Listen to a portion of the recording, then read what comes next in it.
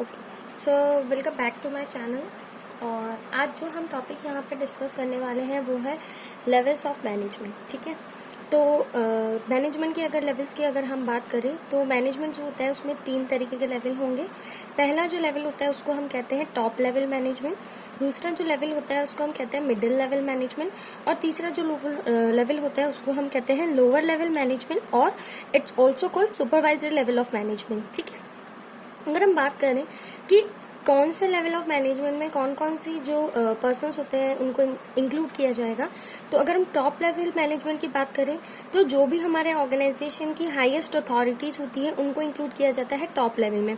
जैसे कि board of directors हो गए, वहाँ के चेयरमैन हो गए, वहाँ के जनरल मैनेजर्स हो गए, वहाँ के चीफ एग्जीक्यूटिव ऑफिसर्स हो गए, वहाँ के चीफ फाइनेंशियल ऑफिसर हो गया, वहाँ का चीफ ऑपरेटिंग ऑफिसर हो गया। ठीक है, तो ये सारे जो पर्सन है वो इंक्लूड किए जाएंगे टॉप लेवल ऑफ मैनेजमेंट में। नेक्स्ट हम बात करते हैं मिडिल लेवल ऑफ मैनेजमेंट की। तो मिडिल लेवल ऑफ मैनेजमेंट में हम लोग इंक्लूड करते हैं सारे डिपार्टमेंट के मैनेजर्स को। ठीक है, जैसे परचेज मैनेजर हो गया, सेल्स मैनेजर हो गया, मार्केटिंग मैनेजर हो गया, प्रोडक्शन मैनेजर हो गया, डिपार्टमेंट का हेड हो गया, एक्सेट्रा। ठीक है, और अगर लोअर लेवल की बात करें तो लोअर लेवल में सारे जो वर्कर्स वगैरह होंगे, जो फोरमैन वगैरह होते हैं, सुपरवाइजर होंगे, क्लर्क होंगे, सुपरिटेंडेंट होंगे, सेक्शन ऑफिसर होंगे, इन सबको इंक्लूड किया जाता है। ठीक है, अब जो बात आती है वो बात आती है अथॉरिटी की और अकाउंटेबिलिटी की। अथॉरिटी का मतलब अगर मैं आपको बताऊं तो अथॉरिटी का हिंदी मीनिंग होता है अधिकार। ठीक है, वहीं जो अकाउंटेबिलिटी होती है उसका हिंदी मीनिंग होता है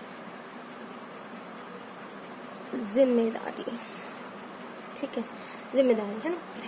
अब अगर हम बात करें कि अथॉरिटी यानी अधिकार सबसे ज्यादा किसके पास होंगे, तो अधिकार का जो एरो है वो हमेशा नीचे की तरफ आता है, यानी सबसे ज्यादा जो अधिकार होते हैं वो किसके पास होते हैं, सबसे ज्यादा अथॉरिटी होगी टॉप लेवल मैनेजमेंट के पास, देन आफ्टर अथॉरिटी होगी मिडिल लेवल मैनेजमेंट के पास, और सबसे कम अथॉरिटी जो होती है वो होती है जो लोअर लेवल के मैनेजर्स होते हैं या सुपरवाइजर्स होते हैं उनके पास। ठीक है, जिम्मेदारी अगर हम अकाउंटेबिलिटी की बात करें, रिस्पॉन्सिबिलिटीज की बात करें, तो सबसे ज्यादा अकाउंटेबिलिटी होती है किसकी, ये वाला जो एरो है वो नीचे से ऊपर की तरफ जाएगा। ठीक है, यानी सबसे ज्यादा अकाउंटेबिलिटी होगी लोअर लेवल की, देन होगी मिडिल लेवल की, और देन होगी सबसे कम जो अकाउंटेबल होता है अपनी चीजों के लिए वो होता है टॉप लेवल मैनेजमेंट। ठीक है, अब ये 3 लेवल हमने देख लिए कि टॉप लेवल होता है, मिडिल लेवल होता है और lower level. These are the 3 levels of management. ठीक है, नाउ वी टॉक अबाउट कि कौन से लेवल ऑफ मैनेजमेंट के जो मैनेजर्स होते हैं उनके कौन कौन से फंक्शन होंगे। ठीक है, सबसे पहले हम बात करते हैं टॉप लेवल मैनेजमेंट के बारे में। ठीक है,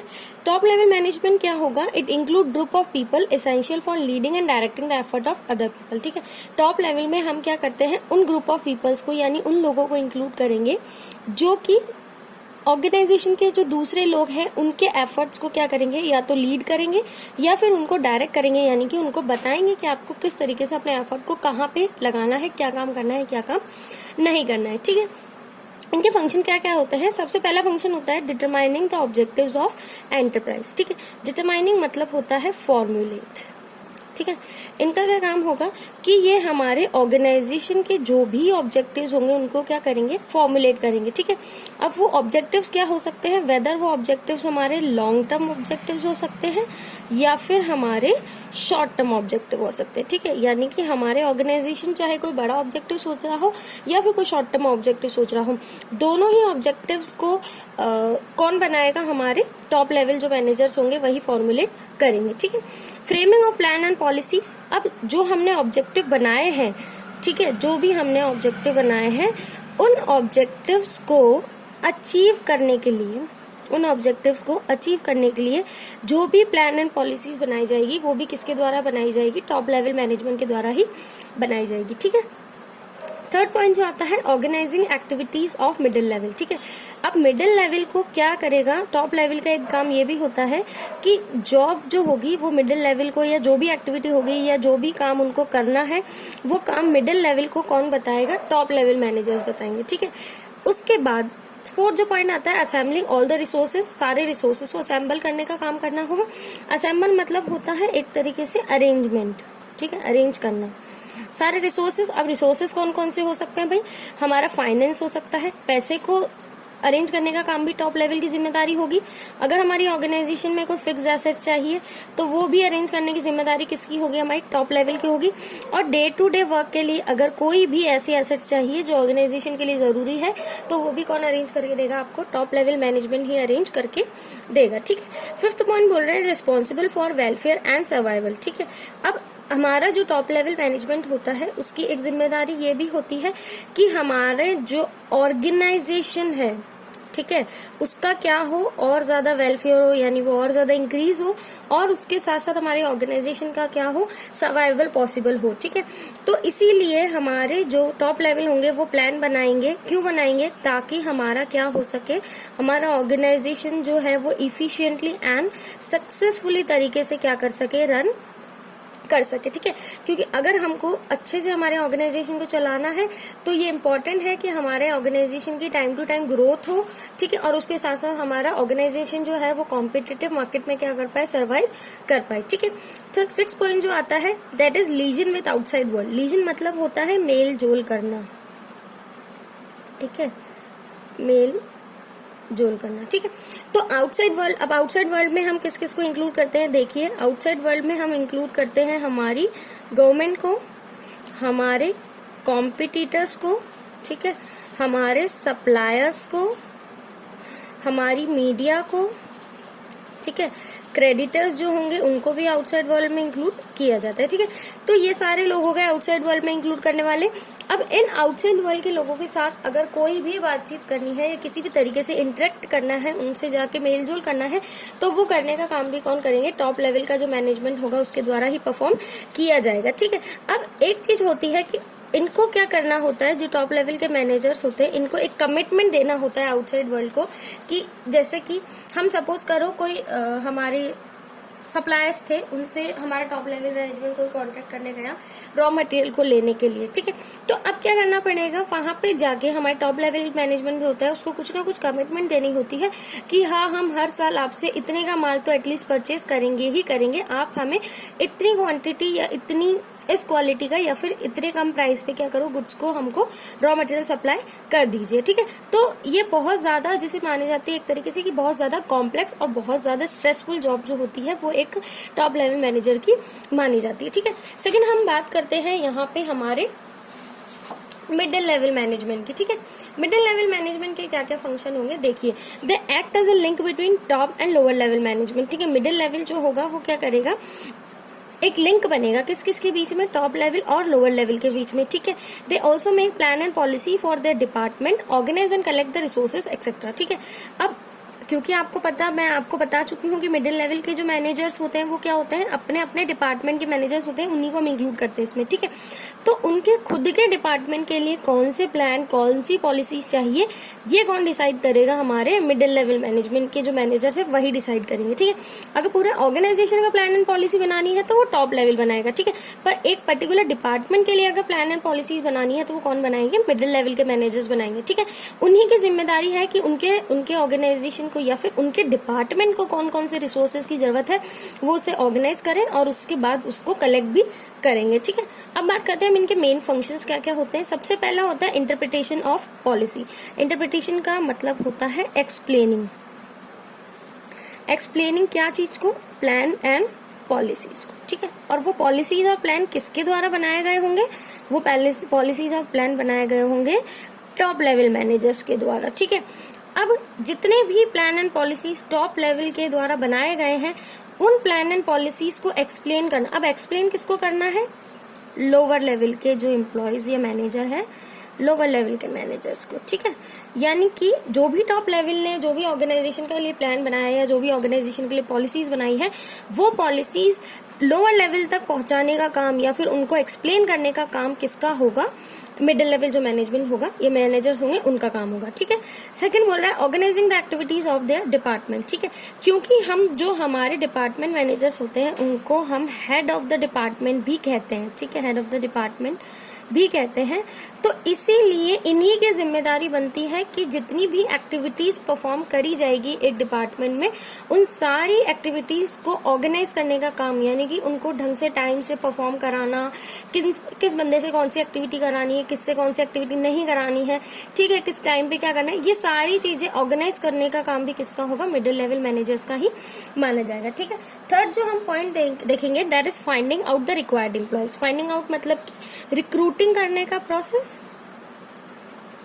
एंड सिलेक्शन का प्रोसेस, ठीक है, एंड अपॉइंटमेंट।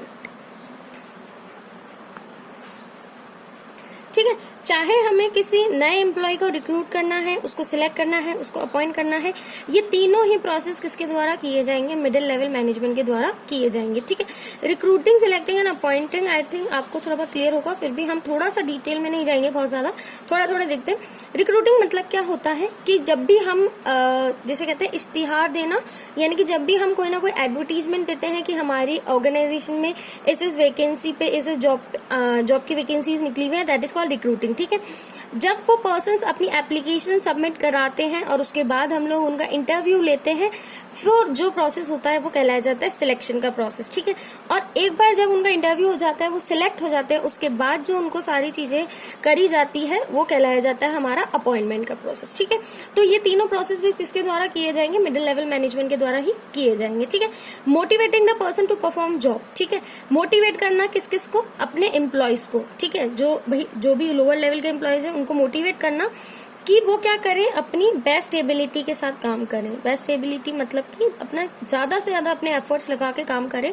और उनको मोटिवेट वो किस तरीके से कर सकता है, हो सकता है वो एम्प्लॉयज जो है उनको इंसेंटिव्स दे, या फिर हो सकता है वो उसकी सैलरी इंक्रीज कर दे एम्प्लॉयज की, या फिर हो सकता है एम्प्लॉयज को किसी तरीके के बोनस दे, या फिर हो सकता है कोई एक्स्ट्रा बेनिफिट्स वो लोग प्रोवाइड करा सकते हैं। ठीक है, एक्स्ट्रा बेनिफिट जैसे कि होम फैसिलिटीज हो गई, ट्रांसपोर्ट फैसिलिटीज हो गई, ये सारी, ठीक, कार फैसिलिटीज हो गई, ये सारी चीजों से क्या कर सकते हैं अपन, मिडिल लेवल मैनेजर क्या करेगा, लोअर लेवल के मैनेजर्स को मोटिवेट करेगा कि वो क्या करे, अपना जो टास्क है, उनकी जो एक्टिविटी, जो भी काम उनको दिया जा रहा है, वो बेस्ट एबिलिटी के साथ परफॉर्म करे। ठीक है, फिफ्थ पॉइंट जो होता है controlling and instructing the employees. ठीक है, अब कंट्रोल करना है एम्प्लॉयज को, जो लोअर लेवल के एम्प्लॉयज है उनको कंट्रोल करना है और उनको इंस्ट्रक्ट करना है। ठीक है, अब कंट्रोल किस तरीके से किया जाएगा, एक मिडिल लेवल का जो मैनेजर है वो लोअर लेवल के मैनेजर्स को कंट्रोल करने के लिए क्या करेगा, उसकी टाइम टू टाइम क्या बनाएगा उनकी परफॉर्मेंस रिपोर्ट बनाएगा। Performance report is also called performance appraisals, right.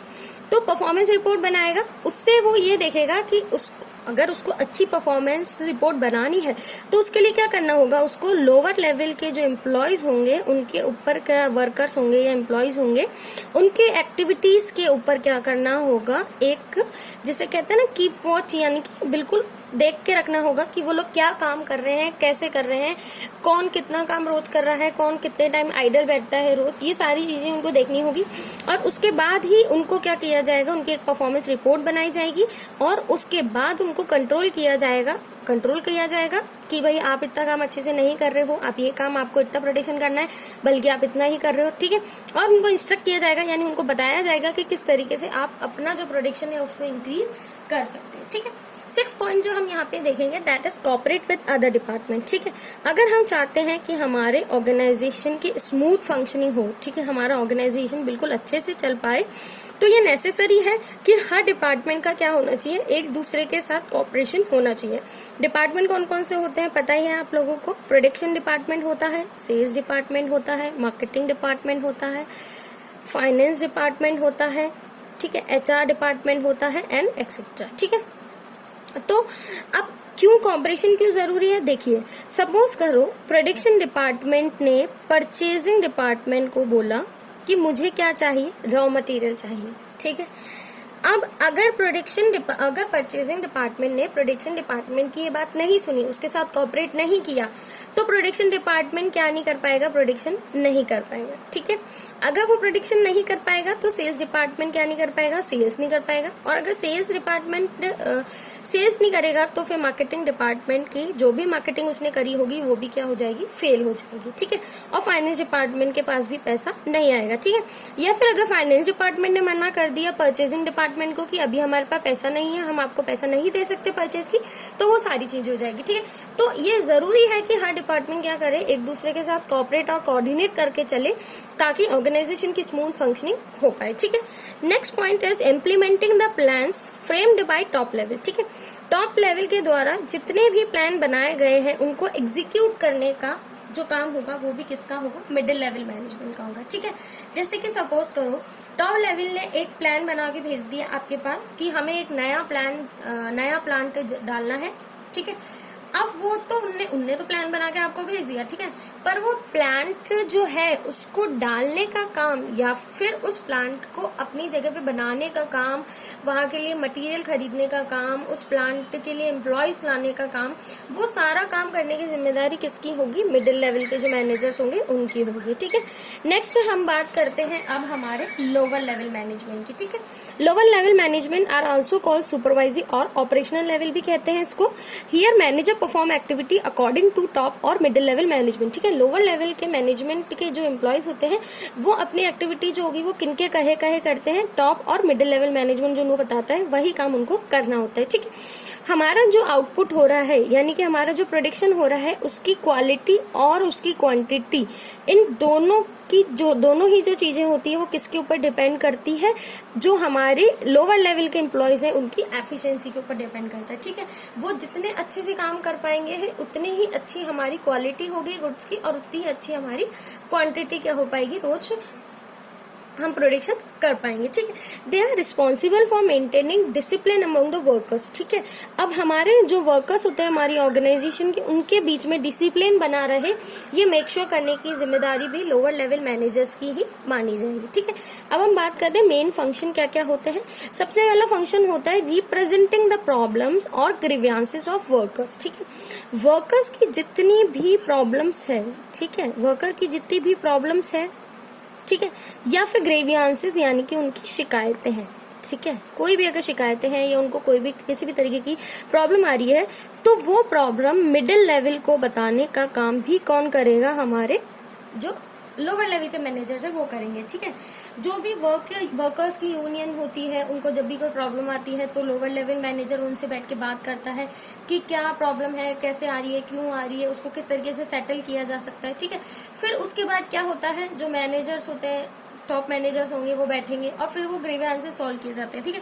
तो उन ग्रीवियंसेस को मिडिल लेवल के मैनेजर्स को बताने का काम कौन करेगा, लोअर लेवल के मैनेजर्स करेंगे, ठीक है।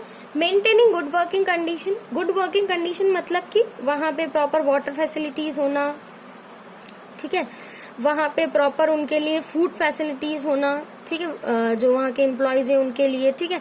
वहां पे क्या होना चाहिए, फर्स्ट एड फैसिलिटीज होनी चाहिए, ठीक है। तो ये सारी चीजें वहां की एक क्लीन एनवायरनमेंट होना चाहिए, ऐसा नहीं है कि गंदगी में वर्कर्स काम कर रहे हैं, ठीक है, क्लीन एनवायरनमेंट होना चाहिए। तो ये सारी चीजें भी मेक श्योर करने का काम किसका होता है, लोअर लेवल के मैनेजर्स का होता है कि वहां पे जो भी वर्कर्स काम कर रहे हैं उनको एक क्लीन और एक गुड वर्किंग कंडीशंस प्रोवाइड कराई जाए, ठीक है।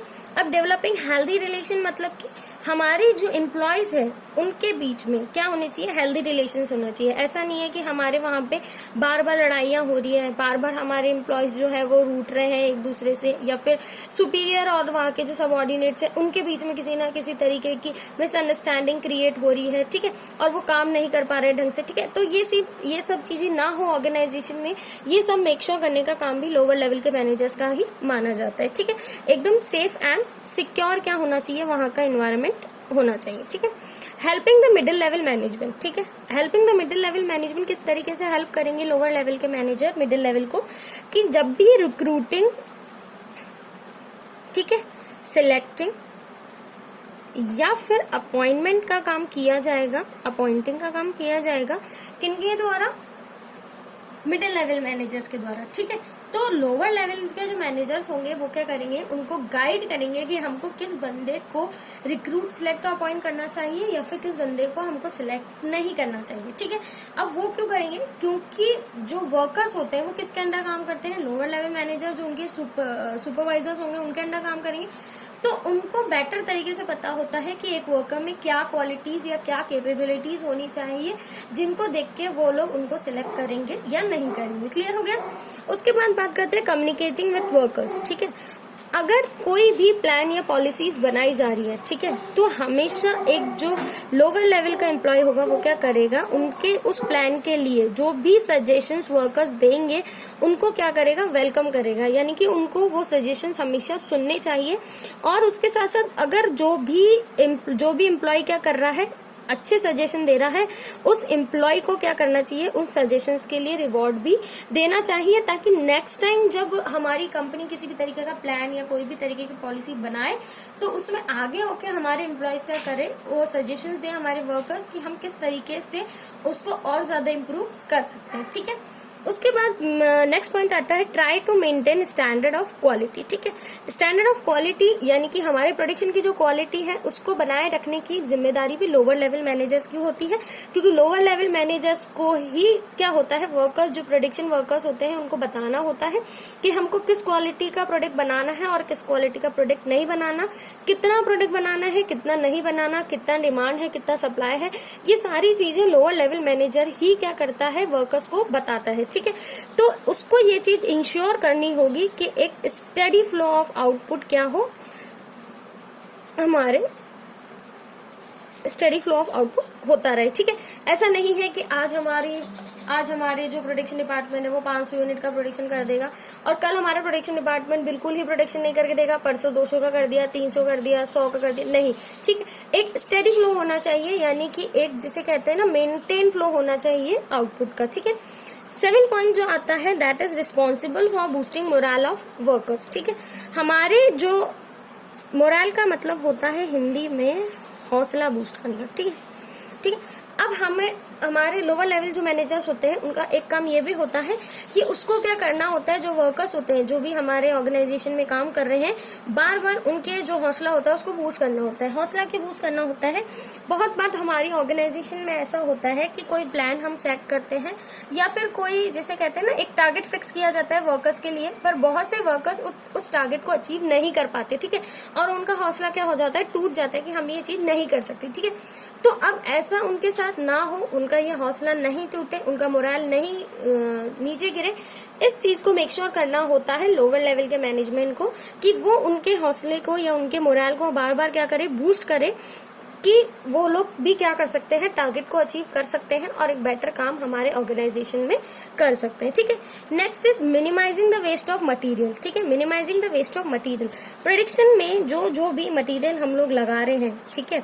अब मटेरियल क्या हो सकता है, हमारा रॉ मटेरियल हो सकता है, ठीक है, या फिर हमारा ह्यूमन रिसोर्स हो सकता है,